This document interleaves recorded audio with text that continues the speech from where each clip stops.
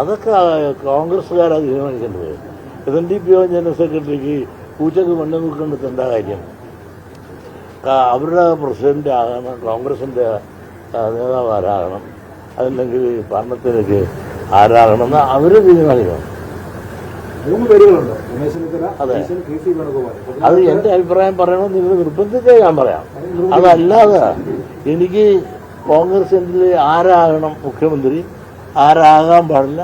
എൻ്റെ അഭിപ്രായം ഇനിയല്ല, മുസ്ലിം ലീഗിൽ ഏറ്റവും കൂടുതൽ വോട്ട് കിട്ടിയ കുഞ്ഞാലിക്കുട്ടി ആയാൽ എന്താണെന്ന് വെച്ചാൽ അതും കൊള്ളാമെന്നുള്ള അഭിപ്രായമായിരിക്കും ഞാൻ പറയാൻ പോകുന്നത്. അപ്പോൾ ഇവർ ചിലരിപ്പോൾ അടുത്ത ചാനലുകാർ പറയാൻ പോകണമെന്നറിയാമോ, നിങ്ങളിതിനകത്ത് പാര വെക്കുന്ന ആളുകളുണ്ട്, ദേഹപ്പാരയും കട്ടാമ്പാരയും വെക്കും. ഇതിൻ്റെ അടുത്ത് SNDP ജനറൽ സെക്രട്ടറി ഈ ഇടതുപക്ഷത്തിൻ്റെ മുഖ്യമന്ത്രിയാകാൻ പറയാൻ എന്ത് അവകാശം? ഇതായിരിക്കും ആളുകൾ. നിങ്ങൾ ചോദിച്ചിട്ടായിരിക്കുമല്ലോ ഞാൻ പറയണത്. ഞാൻ ചോദിച്ചിട്ടാണ് പറഞ്ഞതെന്നുള്ളത് നിങ്ങൾ പറയില്ല. അതല്ലേ, ചിലതെല്ലാം നിങ്ങൾ കട്ട് ചെയ്തിട്ട് എൻ്റെ വെള്ളം കട്ട് ചെയ്യാൻ നോക്കരുത്. നിങ്ങൾ പറഞ്ഞിട്ടാണ്, അല്ലെങ്കിൽ നിങ്ങൾക്ക് അറിയണം എന്നുള്ളത് കൊണ്ടാണ് ഞാൻ പറയാം. അല്ലെങ്കിൽ എൻ്റെ അഭിപ്രായം, കോൺഗ്രസിൽ നിന്ന് അവരുടെ ഹൈക്കമാൻഡ് തീരുമാനിക്കും ഇവിടുത്തെ കേരളത്തിൻ്റെ മുഖ്യമന്ത്രി ആരായിരിക്കണമെന്ന്. കോൺഗ്രസിന് ഹൈക്കമാൻഡ് തീരുമാനിക്കും. അതിന് ഈ വെള്ളാപ്പള്ളി നടേശനോ വേറെ രാഷ്ട്രീയ പാർട്ടിക്കോ ഒരു രാഷ്ട്രീയക്കാരനോ ഒരു സമുദായ നേതാവിനോ അതിന് യാതൊരു കാര്യവും അവകാശമില്ലെന്ന് എനിക്ക് വ്യക്തിപരമായി പറയാൻ സാധിക്കുള്ളൂ.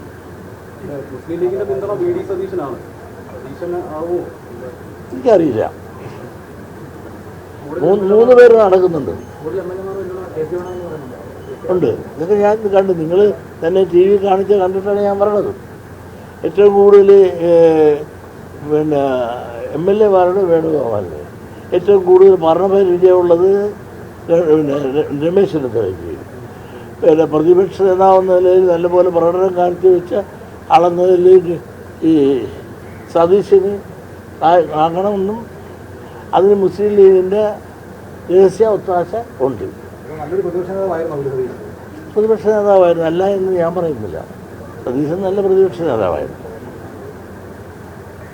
കാരണം ഇവർ 3 പേര് എന്ന് പറയുമ്പോൾ നിങ്ങളൊന്ന് ആലോചിക്കണം, ഈ സെൻട്രൽ കേരള ഇന്ത്യ ഒറ്റയ്ക്ക് ഭരിക്കുന്ന ആളാണ് ഒരാൾ. ആര്? KC വേണുഗോപാൽ. അദ്ദേഹം പ്രഗത്ഭനാണ്, മിടുക്കനാണ്. കേരളത്തിൽ നിന്ന് പലപ്പോഴും തട്ടുമുട്ടും ഞാൻ ഉൾപ്പെടെ കൊടുത്തിട്ടുള്ള ആളാണ്. പക്ഷേ ഇന്നിപ്പോൾ അദ്ദേഹം ഇന്ത്യയിൽ അധികാരനായിട്ട് ഇന്ത്യയിൽ കോൺഗ്രസ് എങ്ങനെ നയിക്കണം, എങ്ങനെ പോകണമെന്ന് തീരുമാനിക്കാനും ഉള്ള അധികാരമുള്ള അധികാരനായ ഒരു നേതാവ്, ഇന്ത്യ ഭരിക്കുന്ന ഇന്ത്യൻ നാഷണൽ കോൺഗ്രസിൻ്റെ ഒരുപക്ഷെ ഇന്ന് 3ാമത്തെ സ്ഥാനം, പ്രസിഡൻറ്റോ അല്ലെങ്കിൽ സോണിയാജിയോ കഴിഞ്ഞ 3ാമത്തെ സ്ഥാനം അദ്ദേഹത്തിനുണ്ട്.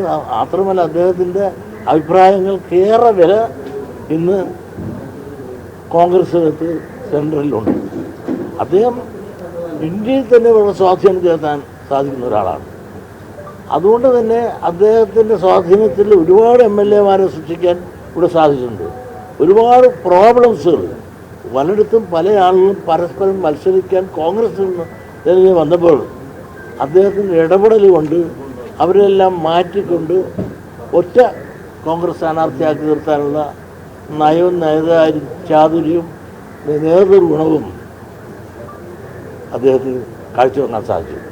പക്ഷെ അദ്ദേഹത്തിന് അവിടെ ഇരുന്നാലും, വേണുഗോപാൽ അദ്ദേഹത്തിന് അവിടെ ഇരുന്നാലും കേരളം ഭരിക്കാൻ സാധിക്കും. അദ്ദേഹത്തിന് വരുമോ എന്ന് എനിക്ക് സംശയമാണ്. കാരണം കൊച്ചു കേരളം ഇവിടെ തന്നെ ഇരിക്കുന്നത്, അത് കറുകപ്പുല്ല് മാത്രമേ തിന്നാറുള്ളൂ. കേരളത്തിൽ ഇന്ത്യയിൽ എത്രയോ കരിമ്പിൻ തോട്ടങ്ങളാണുള്ളത്. ആ കരിമ്പിൻ തോട്ടങ്ങളൊക്കെ തിന്നാതിരിക്കാനുള്ള സൗകര്യമുള്ളപ്പോൾ ഈ കറുകപ്പുല്ല് തിന്നാനായിട്ട് അദ്ദേഹം ഇവിടെ വരുമെന്ന് എനിക്ക് തോന്നുന്നില്ല. മാത്രമല്ല അദ്ദേഹത്തിൻ്റെ കഴിവിനെയൊന്നും കുറച്ച് കാണുകയില്ല. ഈ MLA-മാരിൽ മഹാഭൂരിപക്ഷവും MP-മാരിൽ മഹാഭൂരിപക്ഷവും വേണുഗോപാലിൻ്റെ കൂടെയാണ്. അദ്ദേഹത്തിൻ്റെ നേതൃത്വത്തിൽ ഇത്തവണ തെരഞ്ഞെടുപ്പിൻ്റെ വിജയത്തിൻ്റെ ശില്പി അദ്ദേഹം തന്നെയാണ്. കാരണം ഫണ്ടിങ്, പണം വലിയ ഒരു ഘടകം തന്നെയാണ്. ആത്മാർത്ഥമായിട്ട് ഇടതുപക്ഷം എന്ത് കാണിക്കുന്നു അതിൻ്റെ അപ്പുറത്ത് ഒട്ടും അണുകട വ്യത്യാസമില്ലാതെ പ്രചരണത്തിലാണെങ്കിലും പ്രകടനത്തിലാണെങ്കിലും എല്ലാത്തിനും മണി പവർ നല്ലപോലെ കാണിച്ച് പ്രവർത്തിക്കുവാനുള്ള എല്ലാ സൗകര്യങ്ങളും ഇണക്കി കൊടുക്കുകയും പാർട്ടി നിലയിലും സ്വന്തം നിലയിലും ഫണ്ടിങ് കൊടുത്ത് കേരളത്തിൽ കോൺഗ്രസ്സുകാരെ ജയിപ്പിക്കാൻ ഏറ്റവും കരുത്തരായ ഒരു പ്രകടനം കാഴ്ചവെച്ച ആളാണ്. ഈ ഫണ്ടിങ്ങുമായി ബന്ധപ്പെട്ടുകൊണ്ട് പറഞ്ഞതെന്ന് പറയാം അദ്ദേഹം.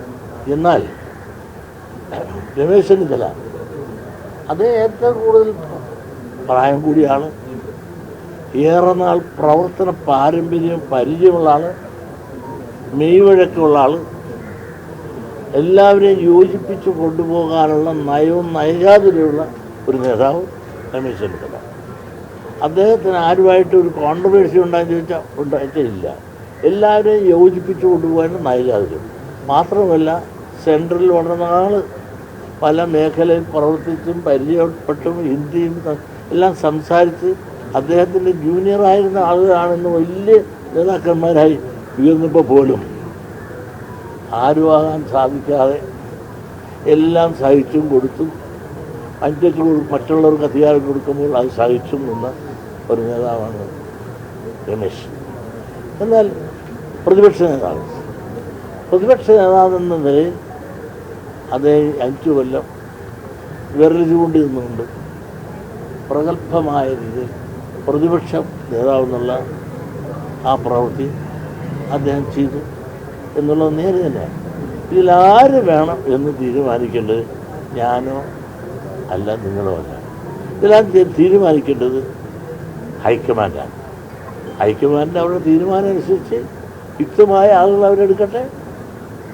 അതാരെടുത്താലും നമ്മൾ സ്വീകരിക്കാൻ ജനാധിപത്യത്തിൽ ബാധ്യസ്ഥരാണ്. കേരളത്തിലേക്ക് വന്നു കഴിഞ്ഞാൽ 2 കാര്യങ്ങൾ വരും. ഒന്ന് MLA രാജിവെക്കണം, അതൊരു തെരഞ്ഞെടുപ്പ് വേണ്ടി വരും. വ്യക്തിസ്ഥാനം രാജിവെക്കേണ്ടി വരും, അവിടെയും ഒരു തെരഞ്ഞെടുപ്പ്. ആ 2 തെരഞ്ഞെടുപ്പിനെ എന്താണ് UDF സാധ്യമാകുന്നത്, അല്ലെങ്കിൽ UDF സാധ്യതയില്ല? അങ്ങനെയാണെങ്കിൽ അങ്ങനെ വരികയാണെങ്കിൽ ഇത്രയും വലിയൊരു തെരഞ്ഞെടുപ്പിനെ അഭിമുഖീകരിച്ചവർക്ക് ഇത് നിസ്സാരമല്ലേ? ഒരു 2 ഉപതെരഞ്ഞെടുപ്പെന്ന് പറഞ്ഞാൽ വലിയ കാര്യമാണ്. ഒരു അസംബ്ലി തെരഞ്ഞെടുപ്പ് വേണം, അത് ഒരു പാർലമെൻറ്റ് തെരഞ്ഞെടുപ്പ് വേണം. അത് നടത്തുക എന്ന് പറഞ്ഞാൽ വളരെ നിസ്സാരമല്ലേ? ഇത്രയും വലിയൊരു തെരഞ്ഞെടുപ്പ്. പിന്നെ മാത്രമല്ല കോൺഗ്രസ് ഇവിടെ മാത്രമാണ്, ഇതുപോലെ എത്രയോ സംസ്ഥാനങ്ങളിൽ എത്രയോ വലിയ തെരഞ്ഞെടുപ്പ് നടത്തി പാരമ്പര്യവും പരിചയവും പക്വതയും അറിവും ഉള്ള അവർക്ക് ഇത് വെറും നിസ്സാര കാര്യമാണ്.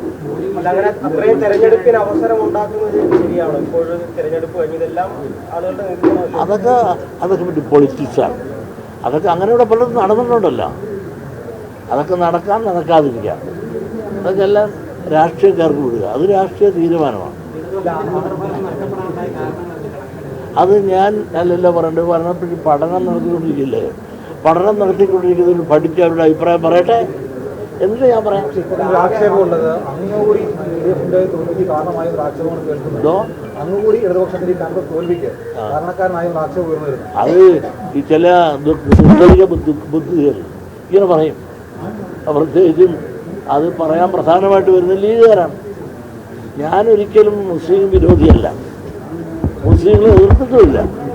മുസ്ലിം കാണിച്ച ആ വിവേചനത്തിനെതിരെ ഞാൻ പറഞ്ഞപ്പോൾ എന്നെ ക്രൂശിക്കാൻ നോക്കണമെന്തിനാണ്? ഞാൻ പറഞ്ഞ വിഷയം ശരിയോ തെറ്റോ എന്ന് പറയുന്നതിന് പകരം മുസ്ലിം സമുദായത്തിൻ്റെ മൊത്തം ഞാൻ ആക്ഷേപിച്ചു എന്ന് പറഞ്ഞാൽ അത് ശരിയാണോ? പക്ഷെ എൻ്റെ നിലപാട് ഇന്നലെ പറഞ്ഞത് ഇന്ന് പറഞ്ഞതും തുടർന്നത് തന്നെയായിരിക്കും. ആ നിലപാടിൽ നിന്നും മാറിയത് ഞാൻ. അങ്ങനെ എന്നെ വലപ്പാമ്പ് കാണിച്ച് ആരും പേടിപ്പിക്കാനും നോക്കണ്ട. ഞാൻ കൂടി കൊണ്ടാണ് പിണറായി തോറ്റുപോയി എന്ന് പറഞ്ഞാൽ അത് പിണറായി വിരോധികളെ പറയുള്ളൂ. അല്ലെങ്കിൽ എൻ്റെ സമുദായത്തെ നശിപ്പിച്ച് കാണണമെന്ന് കഴിയുന്ന ദുഷ്ട ദുർക്കുകൾക്ക് എന്നുള്ളൂ.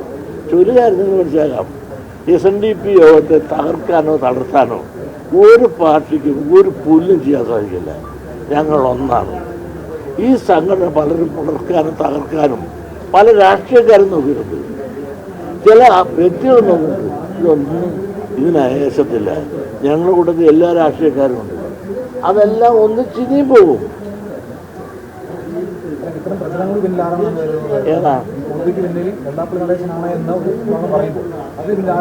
അത് SNDP വിരോധികൾ ഈ സമുദായത്തെ ഒന്നിച്ചു പോകുന്ന കാണുന്നതിനുള്ള വിരോധികളുണ്ട് ഇവിടെ. ആ വിരോധികളാണ് ഇതെല്ലാം പ്രചരിപ്പിക്കുന്നത്.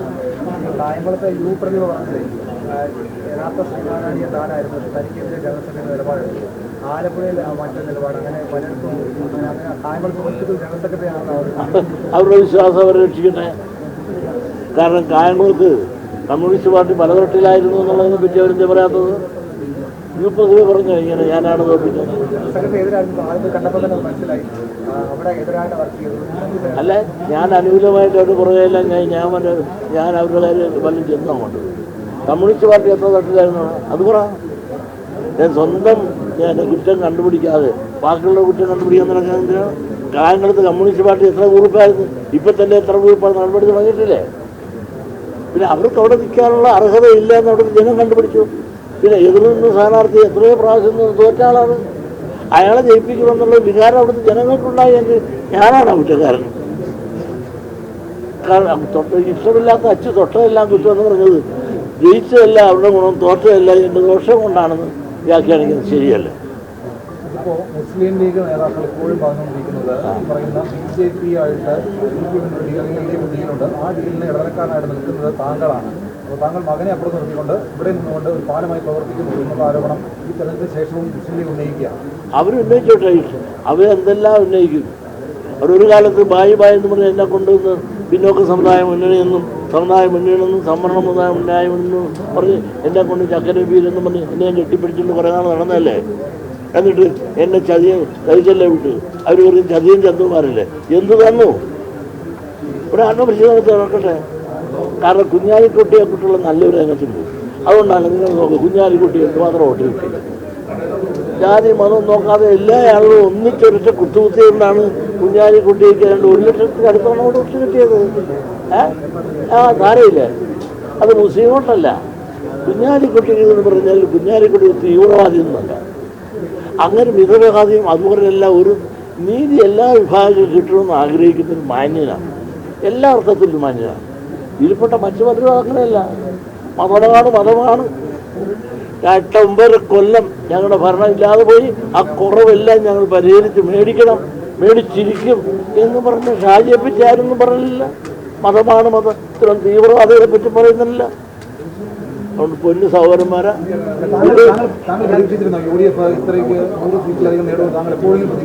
ഒരിക്കലും പ്രതീക്ഷിച്ചില്ല.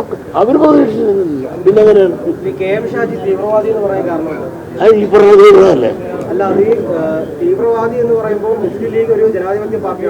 ആ ജനാധിപത്യ പാർട്ടിയിൽ നിങ്ങൾ അങ്ങനെ തന്നെ ക്വസ്റ്റ്യൻ ചെയ്യണം. ഞാനത് വിശ്വസിക്കും. അല്ലെങ്കിൽ പരസ്യമായിട്ട് അയാൾ വായിച്ചു മതമാണെന്ന് പറയും. അതോടൊപ്പം തന്നെ 9.5 കൊല്ലം നഷ്ടപ്പെട്ട് ഞങ്ങൾ അകത്ത് കയറി എടുക്കുകയും ചെയ്യുമെന്ന് പറഞ്ഞാൽ അത് നിർവാദികൾ പറയുന്ന ഭാഷയാണ്. ചങ്ങനാശ്ശേരി ഇപ്പം പറഞ്ഞനുസരിച്ചാണെങ്കിൽ ജനറൽ സെക്രട്ടറി അവിടുത്തെ പറഞ്ഞത് VD സതീശനെ പിന്തുണയില്ലെന്ന രീതിയിലാണ് സംസാരിച്ചത്. VD സതീശനെ പിന്തുണയില്ലെന്ന രീതിയിലാണ് സംസാരിച്ചത്. പിന്തുണയില്ലെന്ന രീതിയിലാണ് അദ്ദേഹത്തെ നിലപാട് വരുന്നത്. ഇപ്പോൾ ഡയറക്റ്റ് ചോദിക്കുകയാണെങ്കിൽ VD സതീശൻ ആവുന്നതോടെ ആരാണെന്ന് എനിക്കെന്ത് കാര്യം ആകണമെന്ന് പറയാനുള്ള അവകാശമില്ല. കാരണം ഓരോരുത്തർക്കും അതിൻ്റെ അവകാശം. കോൺഗ്രസ്സിൽ ആരാണ് ആകേണ്ടതെന്ന് പറയാനുള്ള അവകാശം ഹൈക്കമാൻഡിനായിരിക്കെ വെള്ളാപ്പള്ളി ഗണേശനാണ് താരാണ്, ആരുമല്ല. അതുകൊണ്ട് വെള്ളാപ്പള്ളി ഗണേശൻ്റെ ആ അഭിപ്രായത്തിൽ പ്രസക്തിയില്ല. നിങ്ങൾ ചോദിച്ചോട്ട് പറഞ്ഞെന്ന് മാത്രമേ അവരാര് വെച്ചാലും ഒരു കുഴപ്പമില്ല. ഏതായാലും ഒരു കാര്യമുണ്ട്, ഒരു സുനാമി ഇവിടെ നടന്നു. അപ്പോൾ LDFന് ഒരിക്കലും പറ്റാത്ത അതിഗംഭീരമായ ഒരു തോൽവി. UDF ആണെങ്കിൽ പ്രതീക്ഷിക്കാത്ത അതിലും ഗംഭീരമായൊരു വിജയം. ആ വിജയത്തിന് മാത്രമല്ല, ഈ ജയിച്ച പല ആളുകൾക്കും അപ്രതീക്ഷിതമായ വൻപിച്ച ഭൂരിപക്ഷം. ഇതെല്ലാം നമ്മൾ നിങ്ങളോ അവരോ കിട്ടിയവരോ മേടിച്ചവരോ ആരും പ്രതീക്ഷിച്ചല്ല. അങ്ങനെ ഒരു രാഷ്ട്രീയത്തിൽ ഇന്നൊരു വലിയൊരു സുനാമി സംഭവിച്ചിരിക്കുന്നു എന്നുള്ള സത്യം അറിയുന്നു എല്ലാവരും. പിന്നെ തോറ്റതിൻ്റെ കാരണം അവർ അവഗ്രഹിക്കട്ടെ, കണ്ടുപിടിക്കട്ടെ. കാരണം തോൽവിയും ജയവും എല്ലാം തന്നെ ജനാധിപത്യത്തിൽ വരും. ആ ജനാധിപത്യത്തിൽ വരുമ്പോൾ തോറ്റതിനെ പറ്റി അവഗ്രഹിച്ച് ഇനി നാളെ ജയിക്കാനുള്ള തന്ത്രങ്ങളോ അല്ലെങ്കിൽ ചെയ്ത കുറ്റങ്ങളോ തിരുത്തി മുമ്പോട്ട് പോകാൻ എല്ലാവർക്കും നല്ലത്. നന്ദി, നമസ്കാരം.